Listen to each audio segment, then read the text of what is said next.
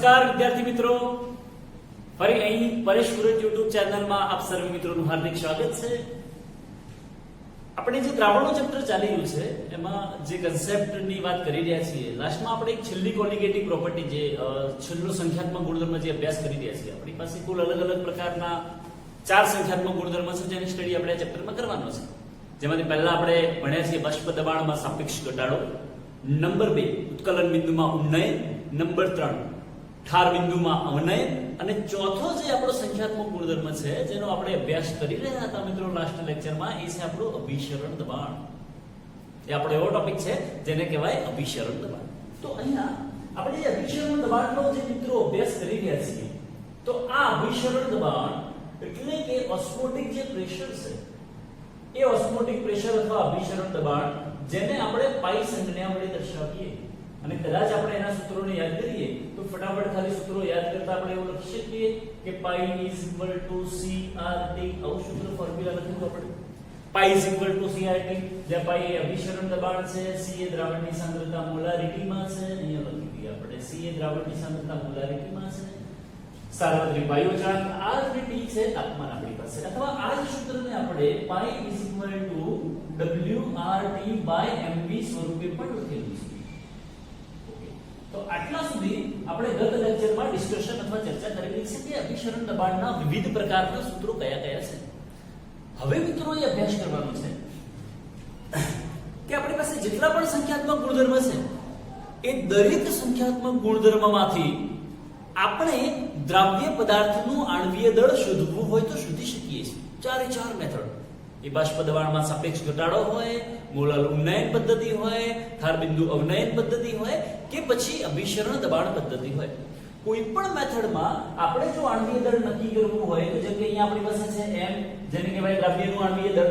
પણ પ્રશ્ન એવો છે, સિમ્પલ કન્સેપ્ટ છે, સરળ છે, ધ્યાનથી સાંભળજો મિત્રોને યાદ રાખવાનું છે આપણે કે 4 જે પદ્ધતિ છે, એ 4 પદ્ધતિમાં કઈ પદ્ધતિ એવી છે કે જે પદાર્થોના આણ્વીય દળ નક્કી કરવા માટે વધારે ઉપયોગી છે.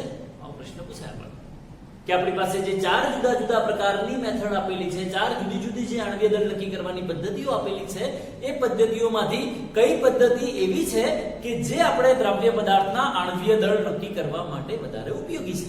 અથવા કદાચ એવો પણ ક્વેશ્ચન પૂછાય કે કઈ પદ્ધતિ એવી છે કે જે આપણા પોલિમર અથવા પ્રોટીન અથવા બૃહદ અણુઓ કે જેના આણ્વીય દળ ઘણા બધા વધારે હોય, જે અણુઓ મોટા હોય, એવા અણુઓના આણ્વીય દળ નક્કી કરવા માટે કઈ પદ્ધતિ આ 4 પદ્ધતિમાંથી વધારે ઉપયોગી છે. તો મિત્રો જો એવો ક્વેશ્ચન પૂછાય આપણને, કદાચ કોઈ વાર ક્વેશ્ચન પૂછાયેલો હોય કે આવો ક્વેશ્ચન પૂછાયો હોય કે આપણી પાસે જ્યારે 4 જુદી જુદી આણ્વીય દળ નક્કી કરવાની પદ્ધતિ હોય, એમાં લખી દઈએ એક પદ્ધતિ છે આપણી પાસે બાષ્પ દબાણ માં સાપેક્ષ ઘટાડો.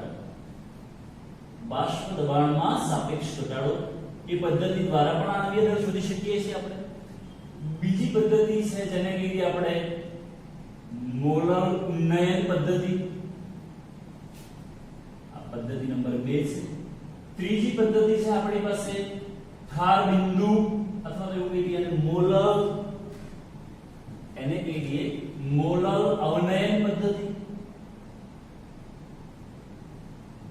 મોલર અવનયન પદ્ધતિ. અને મેથડ નંબર 4 છે અભિસરણ દબાણ પદ્ધતિ. ચોથી પદ્ધતિ છે આપણી પાસે અભિસરણ દબાણ પદ્ધતિ. તો આપણને કોઈ વાર ક્વેશ્ચન પૂછાય કે આ જે 4 મેથડ આપેલી છે એ આણ્વીય દળ નક્કી કરવા માટે છે, એમાંથી આ 4 માંથી કઈ પદ્ધતિ એવી છે કે જે વધારે ઇમ્પોર્ટન્ટ છે, જે વધારે યુઝફુલ છે? કોના માટે? તો દ્રવ્ય પદાર્થોના આણ્વીય દળ નક્કી કરવા માટે, અથવા કોઈ વાર એવું કહી શકાય કે પોલિમર પદાર્થોના આણ્વીય દળ નક્કી કરવા માટે. કોના આણ્વીય દળ નક્કી કરવા માટે મિત્રો? પોલિમર પદાર્થોના, જે જનરલી મોનોમર ભેગા થઈને બનતા હોય ને કહેવાય પોલિમર પદાર્થો. તો આ 4 માંથી સૌથી વધારે ઇમ્પોર્ટન્ટ અથવા અગત્યની પદ્ધતિ છે અભિસરણ દબાણ પદ્ધતિ, જે 4માં ઇમ્પોર્ટન્ટ છે. હવે એવો સહજ પ્રશ્ન થાય કે આ 3ની સાપેક્ષમાં અભિસરણ દબાણ પદ્ધતિ ઇમ્પોર્ટન્ટ કેમ? પ્રશ્ન થાય તો એ અભિસરણ દબાણ પદ્ધતિ ઇમ્પોર્ટન્ટ કેમ છે, એના કારણ સમજવું મિત્રો. એમાં કારણ નંબર 1, પહેલું કારણ એવું છે કે આ જે અભિસરણ દબાણ પદ્ધતિ છે એમાં અહીંયા આપણે જોઈ શકીએ છીએ કે અહીંયા જે દ્રાવણની સાંદ્રતા છે C, અને એ જે દ્રાવણની સાંદ્રતા છે એ મોલારિટીમાં માપવામાં આવે છે. આ યાદ રાખજો મિત્રો, અહીંયા જે અભિસરણ દબાણ પદ્ધતિ છે એ અભિસરણ દબાણ પદ્ધતિમાં જે સાંદ્રતા છે દ્રાવણની મોલારિટીમાં માપવામાં આવે છે. જે તમે પેલા જે સૂત્રો ભણશો કે ધારો કે ચલો આપણી પાસે એક ફોર્મ્યુલા આવું હતું, કદાચ આપણને યાદ હોય તો લખી શકીએ કે delta TB is equal to KB into M, અથવા આપણે એવું લખીએ કે ભાઈ delta TF is equal to KF into એમ.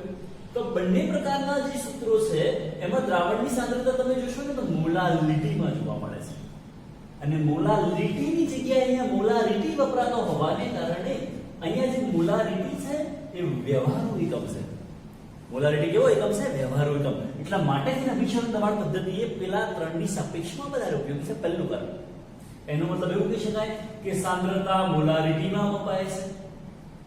એક લખી દઈએ કે સાંદ્રતા મોલારિટીમાં મપાય છે, કે જે એક એનું કારણ છે કે કારણ કે એ અભિસરણ દબાણ માપવા માટે વધારે ઉપયોગી છે. ચલો કારણ નંબર 2 આપીએ આપણે. બીજું કારણ શું? તો સામાન્ય રીતે આ જે બધી પદ્ધતિઓ હોય, મતલબ ઉત્કલન બિંદુ ઉન્નયન પદ્ધતિ હોય, ઠાર બિંદુ ઉન્નયન પદ્ધતિ હોય, તો ઉત્કલન બિંદુ ઉન્નયન પદ્ધતિ ખૂબ ઊંચા તાપમાને કામ કરે છે, ઠાર બિંદુ ઉન્નયન પદ્ધતિ છે ખૂબ નીચા તાપમાને કામ કરે છે. પણ જે અભિસરણ દબાણ પદ્ધતિ છે એ ઓરડાના તાપમાને દબાણ નક્કી કરવા માટે ઉપયોગી છે. તો એક લખી શકીએ અહીંયા કે ઓરડાના તાપમાને ઉપયોગી છે. અને સામાન્ય રીતે આપણે જ્યારે કેટલાક પોલિમર પદાર્થો જેવા કે એક્ઝામ્પલ તરીકે આપણે એવું લઈએ પ્રોટીન, તો બોડીના જે પ્રોટીન હોય, બોડીના પ્રોટીન એક પ્રકારના પોલિમર પદાર્થ છે જે આ જનરલી પ્રોટીન જે હોય એમિનો એસિડમાંથી બનેલા હોય, એનો યુનિટ એકમ એમિનો એસિડ્સ હોય. તો એ એમિનો એસિડ ભેગા થઈને જ્યારે પ્રોટીન નામનો પોલિમર પદાર્થ બને છે, તો પ્રોટીન નામનો જ્યારે પોલિમર પદાર્થ બને તો એ પ્રોટીન ઓરડાના તાપમાને સ્થાયી હોય કે ઊંચા તાપમાને સ્થાયી હોય? પ્રોટીન જનરલી આપણે એવું કહી શકીએ કે ધારો કે આપણા શરીરમાં પ્રોટીન છે, પણ જો બોડી ટેમ્પરેચર જ્યારે તાપ વગેરે આવે છે તો આપણો બોડી ટેમ્પરેચર ઇન્ક્રીઝ થઈ જાય, અને વધારે ક્રિટિકલ જ્યારે ટેમ્પરેચર ઇન્ક્રીઝ થઈ જાય છે તો બોડીના પ્રોટીન્સ વગેરે કામ કરતા બંધ થઈ જાય છે. એટલા માટે એનો અભ્યાસ કરવો પણ અગત્યનો, મતલબ એ ઓરડાના તાપમાને જ એનો અભ્યાસ કરવો અગત્યનો છે. તો અભિસરણ દબાણ પદ્ધતિ એવી છે કે જે આપણને આણ્વીય દળ કયા તાપમાને નક્કી કરે છે? ઓરડાના તાપમાને. બીજું કે સામાન્ય રીતે આ બધું જે આપણે ભણી રહ્યા છીએ, જે આણ્વીય દળ આ જે પણ બધા જ આ એકમો છે ચારે ચાર આપણી પાસે, એ મંદ દ્રાવણો માટે જ ઉપયોગી છે. જ્યારે ચારે ચાર પદ્ધતિની આપણે ચર્ચા કરતા હોઈએ તો માત્ર કેવા દ્રાવણ માટે ઉપયોગી છે? મંદ દ્રાવણ માટે. અને મંદ દ્રાવણ ક્યારે બને? કે જ્યારે પેલો બહારથી નાખેલો દ્રવ્ય પદાર્થ એ દ્રાવકમાં ખૂબ જ ઓછી માત્રામાં જો ઓગળતો હોય તો જ મંદ દ્રાવણ બનાવે. જો વધારે ઓગળે તો મંદ દ્રાવણ બની શાંત દ્રાવણ બની જાય. પણ જ્યારે પોલિમર પદાર્થો હોય, જેમ કે પ્રોટીન હોય અથવા તો કોઈ બીજા બૃહદ અણુઓ હોય કે ન્યુક્લિક એસિડ્સ હોય, જેને વધારે પ્રમાણમાં દ્રવ્ય ન થતા હોવાને કારણે જ્યારે યોગ્ય દ્રાવકમાં તમે નાખો છો તો યોગ્ય દ્રાવકમાં નાખવાને કારણે સરળતાથી દ્રવ્ય થતા નથી, તો એ કેવા દ્રાવણ બનાવે છે? મંદ દ્રાવણ. અને મંદ દ્રાવણ માટે અભિસરણ દબાણ પદ્ધતિ બાકીની સાપેક્ષમાં વધારે ઉપયોગી છે. અને એક બીજું ઇમ્પોર્ટન્ટ રીઝન એનું એ છે કે બાષ્પ દબાણમાં સાપેક્ષ ઘટાડો હોય, મોલર ઉન્નયન પદ્ધતિ હોય, મોલર અવનયન પદ્ધતિ હોય, આ ત્રણમાંથી કોઈ પણ પ્રકારની પદ્ધતિ હોય, એના સંખ્યાત્મક ગુણધર્મના જે ફેરફાર છે એ ખૂબ ઓછી માત્રામાં છે. જ્યારે આ અભિસરણ દબાણના જે સંખ્યાત્મક ગુણધર્મના ફેરફાર છે એ આની સાપેક્ષમાં થોડા વધારે પ્રમાણમાં છે. જનરલી આપણે એવું કહીએ, આંકડા કદાચ યાદ ના રહે તો ચાલશે મિત્રો, પણ આ જે ડેલ્ટા ટીબી અને ડેલ્ટા ટીએફ છે એના સંખ્યાત્મક ગુણધર્મમાં થતા ફેરફાર એ 10⁻⁵ કેલ્વિનના ગાળામાં છે, આવું કહેવાય છે. અને 10⁻⁵ એટલે એવું કહી શકાય 0.00001 કેલ્વિન. અને 0.00001 એ મેઝર કરવું થોડું અઘરું પડે છે. પણ જ્યારે તમે અભિસરણ દબાણના જે સંખ્યાત્મક ગુણધર્મના ફેરફાર જોશો તો અભિસરણ દબાણના જે ફેરફાર છે એ સામાન્ય રીતે એવું કહેવાય છે કે 10⁻³ બારના ગાળામાં હોય. હવે 10⁻³ એવું લખી શકાય 0.001 બાર, અથવા એને એવું પણ લખી શકાય કે મિલીબાર પણ કેવું હોય તો કહી શકાય. તો કહેવાનો મતલબ કે આના જે સંખ્યાત્મક ગુણધર્મના ફેરફાર છે એ આમની સાપેક્ષમાં થોડા વધારે છે. જો તમે થોડા વધારે છે, 10⁻⁵ ની સાપેક્ષમાં 10⁻³ વધારે છે અથવા તો એના ગુણધર્મમાં થતા ફેરફાર થોડા મોટા છે અને જેના કારણે આની સાપેક્ષમાં આ મૂલ્યો સરળતાથી માપવા હોય તો આપણે માપી શકીએ છીએ.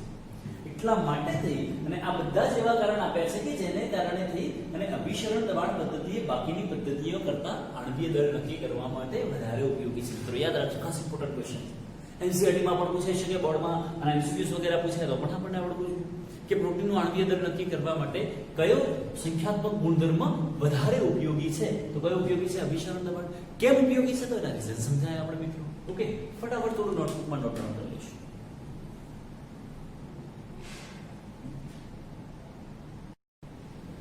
ઓકે મિત્રો, તો આપણે ચર્ચા કરી કે આણ્વીય દર નક્કી કરવા માટેની જે જુદી જુદી પદ્ધતિઓ હોય એમાં કઈ પદ્ધતિ વધારે ઇમ્પોર્ટન્ટ છે. હવે બહુ જ એક ઇમ્પોર્ટન્ટ ટોપિક તરફ આપણે ચર્ચા કરવા જઈ રહ્યા છીએ અને એ ઇમ્પોર્ટન્ટ જે ટોપિક છે એ એમસીક્યુ માટે ખૂબ જ ઇમ્પોર્ટન્ટ છે. એમસીક્યુ માં વધારે પૂછાય છે. આપણે બે ત્રણ શબ્દો સમજવાના છે આજે ટોપિકને ચર્ચા કરવા જઈ રહ્યા છીએ અને એ ટોપિકમાં આપણે એવા શબ્દો સમજવાના છે, ત્રણ પ્રકારના શબ્દો છે જેને આપણે એક શબ્દ વાપરીશું, સમઅભિસારી દ્રાવણો કોને કહેવાય? આ પહેલો ઇમ્પોર્ટન્ટ શબ્દ છે આપણી પાસે, સમઅભિસારી દ્રાવણ એટલે શું? ચલો તો પહેલું આપણે ચર્ચા કરી લઈએ કે ભાઈ સમઅભિસારી દ્રાવણો કોને કહેવાય અથવા સમઅભિસારી દ્રાવણ એટલે શું? પ્રશ્ન આવશે. તો મિત્રો, જ્યારે બે જુદા જુદા દ્રાવણો હોય છે, બે જુદા જુદા દ્રાવણો, અને એ બંને દ્રાવણોના જો અભિસરણ દબાણ સરખા હોય એવા દ્રાવણોને એકબીજાના સમઅભિસારી દ્રાવણો કહે છે. સિમ્પલ અને સરળ એકદમ મેથડ છે, એકદમ સિમ્પલ કોન્સેપ્ટ છે, સિમ્પલ ડેફિનેશન છે. બે જુદા જુદા દ્રાવણો કે જેમના અભિસરણ દબાણ સરખા હોય એવા દ્રાવણો એકબીજાના કયા કહેવાય? સમઅભિસારી દ્રાવણો કહેવાય. તો એ લખી દઈએ આપણે જે દ્રાવણોના અભિસરણ દબાણ સમાન હોય, જે દ્રાવણોના અભિસરણ દબાણ સમાન હોય તેમને એકબીજાના સમઅભિસારી દ્રાવણો કહીએ છીએ.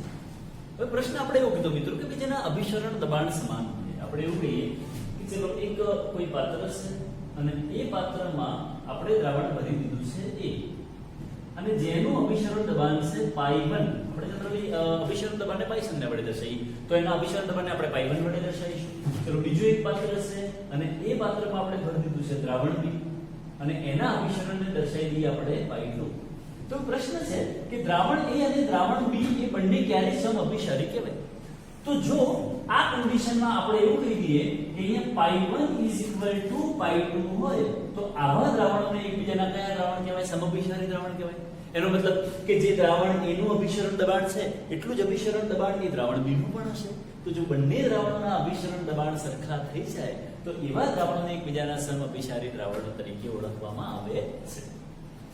હવે આપણે અભિસરણની ઘટનાની ચર્ચા કરીએ અથવા અભિસરણ યાદ કરીએ મિત્રો. પહેલા પણ આપણે અભિસરણ ભણ્યા થયું કે જ્યારે અભિસરણ કોને કહેવાય? તો અભિસરણ એટલે જ્યારે બે જુદી જુદી સાંદ્રતા ધરાવતા દ્રાવણોને, જ્યારે બે જુદી જુદી સાંદ્રતા ધરાવતા દ્રાવણોને એકબીજાના સંપર્કમાં અર્ધપારગમ્ય પડદા વડે રાખવામાં આવે છે. પડદો રાખતા હતા, એક પ્લેટ રાખતા હતા આપણે, અર્ધપારગમ્ય પડદો કહેવાય. Cu2 FeCN6 અતિ ઉત્તમ અર્ધપારગમ્ય પડદો.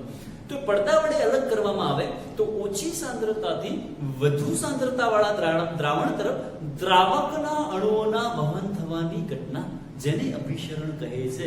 અને આ ઘટના ત્યાં સુધી જ ચાલતી કે જ્યાં સુધી બંને વચ્ચે સંતુલન સ્થપાઈ જાય. બંને વચ્ચે સંતુલન સ્થપાઈ જાય એટલે ફાઇનલ કન્ડિશન. હવે એમાં હલનચલન થતા નથી એટલે સંતુલન સ્થપાઈ જાય. હવે આપણે એવું લખવું લખી શકીએ કે π1 હોય તો એને આમ પણ દર્શાવી શકીએ આપણે કે π1 C1RT, π2 C2R2 થશે મિત્રો. બંને બાજુ R તો કોમન છે, સાર્વત્રિક વાયુ અચળાંક છે. જો આપણે કદાચ એવું વિચારીએ કે બંનેના ટેમ્પરેચર પણ સેમ છે, ધારો કે અહીંયા જે ટેમ્પરેચર લીધેલા છે આ જે ટેમ્પરેચર આ π1 છે એ જ ટેમ્પરેચર પર π2 પણ છે. વિચારી લઈએ R બંનેના કોન્સ્ટન્ટ છે, બંનેના સેમ છે. જો બંનેના ટેમ્પરેચર પણ સમાન લેવામાં આવે તો એવું લખી શકાય કે સમાન તાપમાને અહીંયા જે C1 છે એ C2 ને સમાન થશે. એનો મતલબ દ્રાવણ 1 જે છે એની સાંદ્રતા એ દ્રાવણ 2 ની સાંદ્રતાને સમાન બનશે. પણ ક્યારે? કે જ્યારે તમે તાપમાન સમાન લો છો, જ્યારે તાપમાન તમે અચળ લો છો, જ્યારે તાપમાન તમે કોન્સ્ટન્ટ લો છો. આ મિત્રો ધ્યાન રાખજો ખાસ કે at constant temperature the concentration of solution 1 is equal to concentration of solution 2. પણ કયા દ્રાવણ માટે? સમઅભિસારી દ્રાવણ હોય તો એના માટેની વાત ચાલી રહી છે. તો સમઅભિસારી દ્રાવણો માટે સમાન તાપમાને જ્યારે બંને દ્રાવણોને એકબીજા સાથે હવે ચલો એક નાનકડો ક્વેશ્ચન વિચારીએ કે ચલો તાપમાન સમાન રાખેલા છે, બંનેના અભિસરણ દબાણ સરખા છે.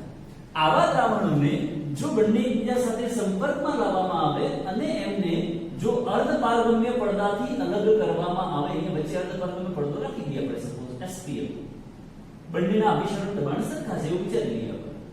તો શું આમાં અભિસરણની ઘટના બનશે ખરા?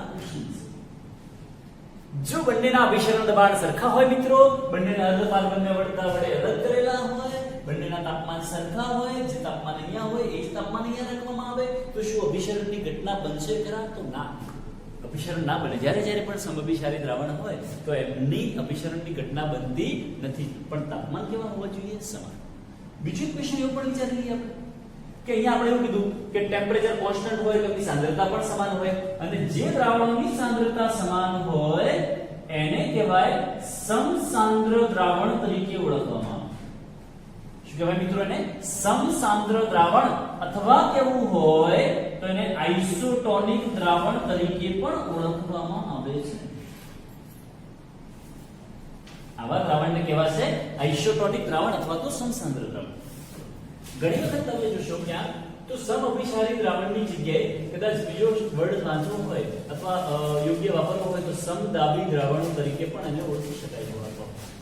તો ઘણા બધા શબ્દો વપરાય, સમઅભિસારી શબ્દ વપરાશે, સમદાબી વપરાય, આઇસોટોનિક વપરાય, સમસાંદ્ર દ્રાવણ વપરાય. આ એક પ્રકાર શબ્દ સમજી આપણે કે ભાઈ સમઅભિસારી કોને કહેવાય.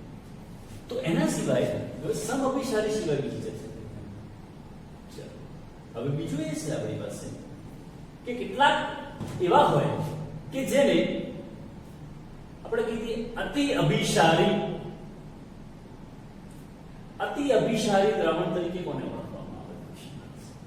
અતિ અભિસારી દ્રાવણ કોને કહેવાય? તો પહેલા એક એક્ઝામ્પલ સમજી લઈએ મિત્રો, પછી આપણે અતિ અભિસારી પર જઈએ. ધારો કે આપણે એવું કીધું કે બે દ્રાવણો જેના અભિસરણ દબાણ સરખા હોય એને સમઅભિસારી દ્રાવણ કહેવાય. તો આપણે એક એક્ઝામ્પલ આપો, નોર્મલ એક્ઝામ્પલ જે યાદ જ રાખવાનું છે, આપણને કામ આવશે.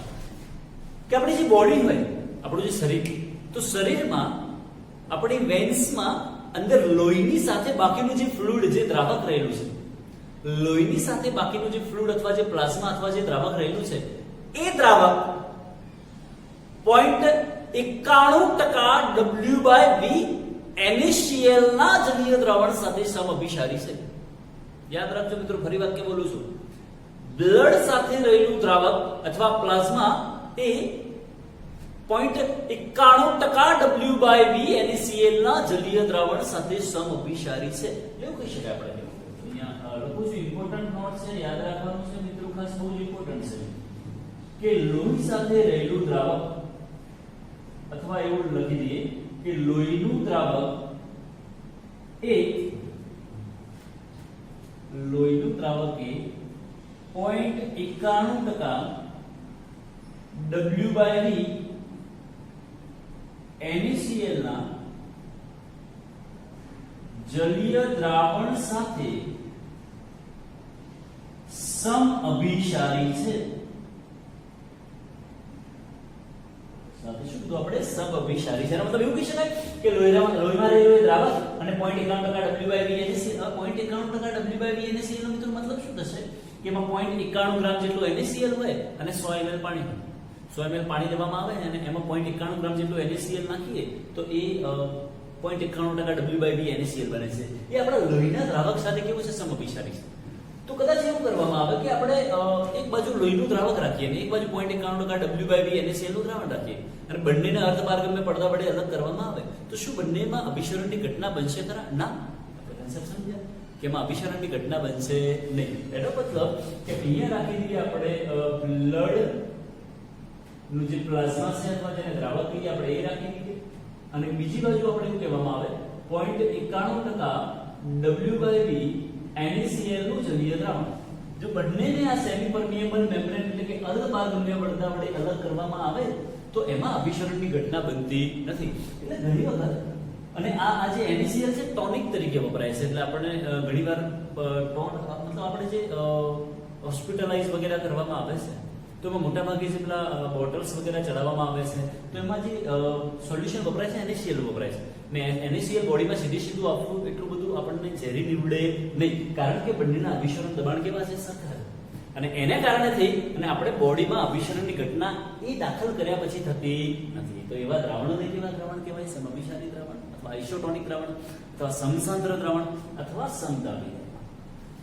બીજો શબ્દ છે મિત્રો આપણી પાસે અતિ અભિસારી તરીકે કોણ કહેવામાં આવે અથવા એના માટે બીજો શબ્દ વપરાય હાઇપરટોનિક. એની કહીશું આપણે હાઇપરટોનિક સોલ્યુશન કોને કહેવાય?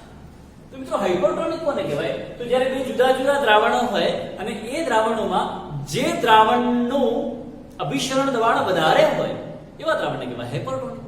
જેનું અભિસરણ દબાણ ઓછું હોય એને કહેવાય હાઇપોટોનિક. વધારે હોય તો હાઇપરટોનિક. આપણે એવું લખી દઈએ. અતિ અભિસારીનો મતલબ શું થાય? કે અભિસરણ દબાણ વધારે હોય. અભિસરણ દબાણ વધારે હોય અને જેનું અભિસરણ દબાણ વધારે હોય એને કહેવાશે અતિ અભિસારી. જેનું ધારો કે બીજો શબ્દ અહીંયા લખી દઈએ સાથે સાથે આપણે અલ્પ અભિસારી. આવો શબ્દ લખીએ. બીજો શબ્દ છે આપણી પાસે અલ્પ અભિસારી અથવા એને કેવું હોય તો કહી શકાય હાઇપોટોનિક દ્રાવણ. એને શું કહેવાશે મિત્રો? હાઇપોટોનિક દ્રાવણ તરીકે ઓળખીશું. તો હાઇપોટોનિક અથવા તો હાઇપરટોનિક ની જે ચર્ચા કરી આપણે, તો હાઇપરટોનિક માં અભિસરણ દબાણ વધારે હોય છે, જ્યારે જે હાઇપોટોનિક હશે એમાં એવું કહી શકાય કે અભિસરણ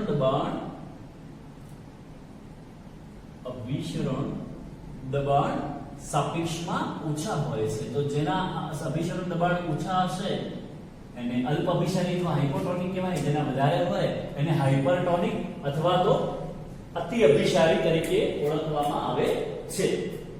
તો હવે ચલો એના એકાદ એક્ઝામ્પલ જોઈએ કે આપણે ધારો કે એક્ઝામ્પલ તરીકે ચર્ચા કરીએ તો ધારો કે અતિ અભિસારી દ્રાવણ અને હાઇપરટોનિક આ જ એક્ઝામ્પલની ચર્ચા કરીએ. આપણી પાસે 0.91% W/V NaCl છે. એને એ લોહીના દ્રાવક સાથે સમઅભિસારી છે એવું કીધું હતું આપણે. તો એક્ઝામ્પલ તરીકે એક બાજુ આપણે એવું કહીએ કે ચલો ભાઈ પેલું લોહીનું દ્રાવક છે. એક બાજુ શું છે આપણી પાસે? લોહીનું દ્રાવક અથવા તો પ્લાઝમા.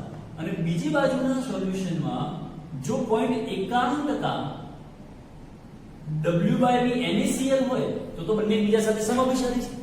પણ ધારો કે આની સાંદ્રતા આપણે કામ કરીએ 0.91 ની જગ્યાએ 0.95% W/V NaCl કરીએ તો હવે આની સાપેક્ષમાં આની સાંદ્રતા વધી ગઈ છે. જેની સાંદ્રતા વધારે હોય એને આપણે એવો શબ્દ વાપર્યો હાઇપરટોનિક તરીકે ઓળખવામાં આવે. જેની સાંદ્રતા ઓછી હોય એને હાઇપોટોનિક તરીકે ઓળખવામાં આવે. તો એનો મતલબ કે લોહીના દ્રાવકને 0.95% W/V NaCl ની સાપેક્ષમાં હાઇપોટોનિક કહેવાય. આની સાપેક્ષમાં આને હાઇપરટોનિક તરીકે ઓળખવામાં આવે. તો શબ્દ સમજવા જેવો છે, બિલકુલ સરળ છે. જેની સાંદ્રતા હવે હાઇપોટોનિક છે મતલબ કે સાંદ્રતા પ્રમાણમાં ઓછી છે, હાઇપરટોનિક છે મતલબ કે સાંદ્રતા પ્રમાણમાં કેવી છે? વધારે છે. એવું કહેવું હોય તો કહી શકાય. જો એની જગ્યાએ તમે કદાચ એવું કરો કે આની સાંદ્રતા 0.91% કરતા ઓછી કરી દો 0.85 0.80 તો એ વખતે આ હાઇપોટોનિક બને અને પેલું હાઇપરટોનિક બને. તો આ શબ્દો સમજવા જરૂરી છે મિત્રો. સમઅભિસારી દ્રાવણ કોને કહેવાય? પછી અતિ અભિસારી અથવા હાઇપરટોનિક કોને કહેવાય? ત્રીજો શબ્દ અલ્પ અભિસારી અથવા એને હાઇપોટોનિક કોને કહી શકાય. તો એના કેટલાક એક્ઝામ્પલ્સ પણ જોઈએ મિત્રો કે કઈ રીતે એને સોલ્વ કરવા હોય તો એક્ઝામ્પલ સોલ્વ કરીએ. તો એક્ઝામ્પલ સોલ્વ કરવા માટે કેટલીક આપણે એવી ચર્ચા કરીએ કે ચલો ભાઈ બે આપણને જુદા જુદા દ્રાવણ આપેલા હોય અને એ દ્રાવણમાં આપણી પાસે એક એક્ઝામ્પલ છે. આપણે વિચારીએ એક્ઝામ્પલ તરીકે એક્ઝામ્પલ નંબર કેટલા કેસ જોઈએ આપણે કયા પ્રકારના એક્ઝામ્પલ સમાધિ પૂછાય છે. આપણને એવો એક્ઝામ્પલ પૂછાય હોય. પહેલો એક્ઝામ્પલ એવો છે કે એક્ઝામ્પલ તરીકે વિચારીએ આપણે 0.2 મોલર યુરિયાનું જલીય દ્રાવણ એ ખાલી જગ્યા મોલર ગ્લુકોઝ સાથે સમઅભિસારી હશે? આવો પ્રશ્ન છે. 0.2 મોલર યુરિયા જે છે એ ખાલી જગ્યા મોલર ગ્લુકોઝ સાથે સમઅભિસારી છે. એક ક્વેશ્ચન આવો પણ પૂછાઈ શકે આપણને. બીજો ક્વેશ્ચન કદાચ એવો પૂછાય. ક્વેશ્ચન નંબર 2 છે આપણી પાસે. 0.03 મોલર સુક્રોઝ, 0.3 મોલર સુક્રોઝ એ ખાલી જગ્યા મોલર NaCl ના દ્રાવણ સાથે સમઅભિસારી છે. ત્રીજો ક્વેશ્ચન મિત્રો કદાચ આવો છે. ક્વેશ્ચન નંબર 3 આપણે સર્વાત ત્રીજો કેસ આવો છે કે જેમાં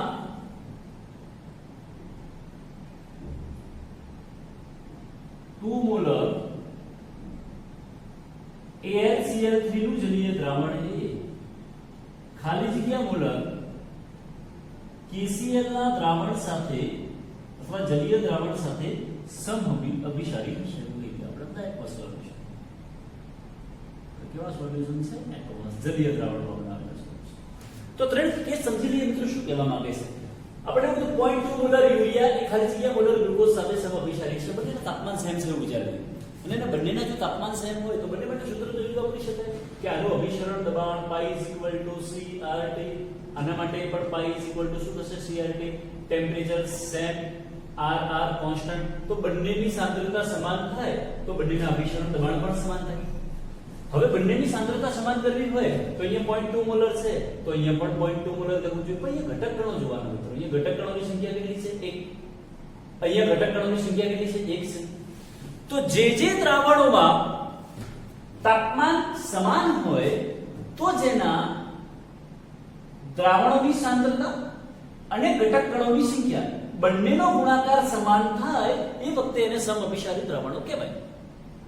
બે વસ્તુ યાદ રાખજો મિત્રો. કોણ ઘટક કણોની સંખ્યા અને સાંદ્રતાનો ગુણાકાર સમાન બને. ધારો કે અહીંયા 0.2 ગુણ્યા 1 0.2 અહીંયા ગુણાકાર કરશો તો કેટલો થશે? 0.2 થાય. ચલો અહીંયા ઘટક કણોની સંખ્યા 1 છે તો એને કેટલા વડે ગુણતા એની સાંદ્રતા 0.2 થશે તો 0.2 વડે જ ગુણવા પડે. તો એવું કહી શકાય કે જેના ઘટક કણો સરખા હશે એની સાંદ્રતા પણ સરખી હોય, જેના ઘટક કણો સરખા હશે એની સાંદ્રતા પણ સરખી હોય અને તાપમાન તો સમાન છે તો બંનેને એકબીજાના સમઅભિસારી દ્રાવણો કહેવાય. હવે આજે બીજા નંબરનો ક્વેશ્ચન છે. થોડું ચેન્જીસ છે. ચેન્જીસ એટલા માટે છે કે અહીંયા સાંદ્રતા છે 0.03 molar. 0.03 molar sucrose is equal to એ કોના સાથે અથવા NaCl ના કેટલા દ્રાવણ સાથે સમઅભિસારી છે? તો 0.03 molar sucrose is equal two 0.03 molar NaCl જો આપણે મૂકી દઈએ તો જોજો શું થાય, પ્રોબ્લેમ શું થાય. અહીં ઘટક કણોની સંખ્યા કેટલી છે? 1. સાંદ્રતા કેટલી છે? 0.03. તો બંનેનો જો તમે ગુણાકાર કરો તો થશે 0.03. આવું થાય. હવે અહીંયા ઘટક કણોની સંખ્યા 2 છે. છૂટા પડતા આયનોની સંખ્યા જે આપણે પહેલા પણ ચર્ચા કરેલી છે. અહીંયા ઘટક કણોની સંખ્યા 2 હોવાને કારણે જો 0.03 વડે તમે ગુણાકાર કરો છો તો એનો આન્સર 0.06 થઈ જાય છે. તો બંનેની સાંદ્રતા સમાન બનતી નથી.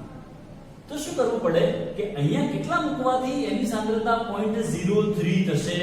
તો 0.03 ડિવાઇડેડ બાય 2 કરશો તો 0.015 મોલર NaCl 0.015 ગુણ્યા 2 કરશો તો 0.030 થઈ જાય અથવા 0.03 થઈ જશે. એ જ પ્રકારે આની સોલ્યુશન. હવે આમાં ઘટક કણોની સંખ્યા કેટલી છે આપણી પાસે? 4. AlCl થી 3Cl માઈનસ અને 1 Al3 પ્લસ. આ ક્યારે વિચારી શકાય કે જેનું 100% આયનીકરણ થતું હોય. નેક્સ્ટ ક્લાસમાં આપણે ભણીશું ક્વોન્ટમ અવયવ, જેમાં ડિસ્કશન કરીશું કે કેટલા ટકા એસોસિએશન થાય છે, કેટલા ટકા ડિસોસિએશન થાય છે, એનાથી શું ફરક પડે છે. તો એ ઘટક કણોની સંખ્યા 4 અને સાંદ્રતા 2 તો 4 ગુણ્યા 2 બરાબર 8 મોલર થઈ જાય. અહીંયા ઘટક કણોની સંખ્યા 2 છે તો 2 ના કેટલા વડે ગુણવાથી 8 છે તો 4 મોલર કરી શકાય. 4 ગુણ્યા 2 કરશો તો તમારો આન્સર આવી જાય 8 મોલર અને 8 મોલર હોય બંનેની સાંદ્રતા સમાન બને તો અભિસરણ દબાણ પણ કેવા બને? સમાન બને. તો આ પ્રકારના ક્વેશ્ચન પૂછાય ઘણીવાર મિત્રો આપણને કે જેમાં અભિસરણ દબાણ એકબીજા સાથે સમાન ક્યારે હોય, સમઅભિસારી ક્યારે કહેવાય, એને લગતા ક્વેશ્ચન છે. કેટલીક વખત તમને ક્વેશ્ચન આવા પણ પૂછાશે. બીજો ક્વેશ્ચન કદાચ આવા છે. ક્વેશ્ચન નંબર 4 એક આ પ્રકારે છે જેમાં જુદા જુદા દ્રાવણો આપેલા છે. એમાં કયું દ્રાવણ એવું છે કે જે મહત્તમ અભિસરણ દબાણ દર્શાવે છે? કયું દ્રાવણ એવું છે કે જે મહત્તમ અભિસરણ દબાણ દર્શાવે છે? ધારો કે આપણે કહીએ એમાં પોઈન્ટ A છે આપણી પાસે 0.02 મોલર सुक्रोज। ऑप्शन बी છે 0.015 मोलर NaCl। ऑप्शन सी છે 0.018 molar AlCl3 and option D 0.04 molar Al2SO4 thrice. Al2SO4 thrice. તો આવા જ્યારે આપણી પાસે ચાર જુદા જુદા પ્રકારના સોલ્યુશન હોય અને ચાર જુદા જુદા પ્રકારના સોલ્યુશનમાં એવો પ્રશ્ન પૂછ્યો હોય કે કયું દ્રાવણે મહત્તમ અભિસરણ અથવા તો કયા દ્રાવણનું અભિસરણ દબાણ સૌથી વધારે હશે, મહત્તમ અભિસરણ દબાણ કયું દર્શાવે છે। તો આવા જ્યારે મિત્રો કઈ રીતે સોલ્વ કરવાના એને કે ના ઘટક કણોની સંખ્યા અને સાંદ્રતા સાથે ગુણાકાર કરવાનો। ઘટક કણોની સંખ્યા અને સાંદ્રતા, ધારો કે સાંદ્રતા છે 0.02 ના ઘટક કણ કેટલા છે 1, તો એનો ગુણાકાર કરશો તો 0.02 હવે અહીંયા સાંદ્રતા 0.015, ઘટક કણોની સંખ્યા કેટલી છે 2, તો 2 ગુણ્યા 0.015 કરો એટલે 0.03 આવશે। ઘટક કણોની સંખ્યા કેટલી 4, 4 ગુણ્યા 0.018 કરો એટલે 0.052 આવશે। અહીંયા 0.04 ગુણ્યા આના ઘટક કણોની સંખ્યા છે 5, તો 5 4 20 એટલે એવું થઈ જાય 0.2 તો હવે આપણને એવો ક્વેશ્ચન પૂછ્યો હોય કે જ્યારે આપણી પાસે અલગ અલગ દ્રાવણ હોય તો એના ઘટક કણોની સંખ્યાનો ગુણાકાર કરવાનો થાય મિત્રો। ઓકે, તો બધાના ગુણાકાર કરી નાખીએ આપણે। તો જેનો ગુણાકાર વધારે હશે એની સાંદ્રતા વધારે કહેવાય અને જેની સાંદ્રતા વધારે કહેવાય એના અભિસરણ દબાણ પણ પ્રમાણમાં કેવા હશે, વધારે હશે। તો આ ચારે ચાર દ્રાવણમાં જોવા જઈએ તો સૌથી વધારે અભિસરણ દબાણ હશે ડી વાળા। જો ક્રમ લખવો હોય તો લખી શકાય ડી નું સૌથી વધારે છે, બીજા નંબરમાં આવશે 0.05 સી, પછી આવશે બોમ્બે, પછી આવશે એ। તો આ જે ક્રમ લખ્યો છે મિત્રો એ અભિસરણ દબાણનો ઉતરતો ક્રમ લખ્યો છે। આપણે નાના પણ આપણને કેટલાક ક્વેશ્ચન પૂછાઈ શકે। તો આ અભિસરણ દબાણને લગતા જનરલી આવા આપણને ક્વેશ્ચન પૂછાતા હોય છે। તો એવા કેટલાક ક્વેશ્ચન જે આપણને બુક્સમાં પણ આપેલા છે એનસીટી બુક્સમાં, જે પછી ચર્ચા કરીએ આપણે, પહેલા ફટાફટ એને નોટ ડાઉન કરીશું।